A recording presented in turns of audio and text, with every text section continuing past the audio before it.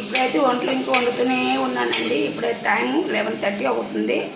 అది అండమాన్ అయితే 7:30 కంప్లీట్ అయిపోద్ది నా వంటలు మొత్తము. కానీ ఏం చేస్తాము, ఇక్కడ ఊరికి వచ్చి నుండి అయితే 7:30కి 7 o'clock పడుకుని లెగిస్తున్నాను. టిఫిన్ తినేటప్పటికి అయితే 9:30 అయిపోతుంది.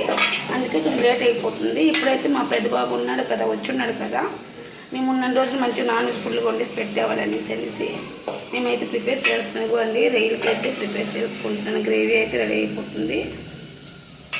ఇవ్వండి రొయ్యలు అయితే, ఇవ్వండి 1 kg రొయ్యలు తీసుకున్నాము. మా బాబు ఉదయం సాయంత్రం ఫస్ట్ తినేవాళ్ళనేసి తీసుకున్నాము. వాడికైతే నాన్ వెజ్ ఎంత తిన్నా కూడా నాన్ వెజ్ అంటాడు. వాడు యూనివర్సిటీలో అయితే వారానికి 3 సార్లు చికెన్ బిర్యానీ ఉంటుంది. ఫుల్గా మస్తుగా అన్ని ఫుడ్ ఉంటుంది. కానీ వాడికి రొయ్యలు, చికెను, నెక్స్ట్ పీతలు ఇవన్నీ చూస్తే వాడికి చాలా ఇష్టం తినాలనేసి, అందుకే వాడి కోసం కష్టమే కానీ ఇష్టంగా చేసి వండి పెట్టేస్తే నాకు తృప్తిగా ఉంటుంది అండమాన్ వెళ్ళిపోయినాక.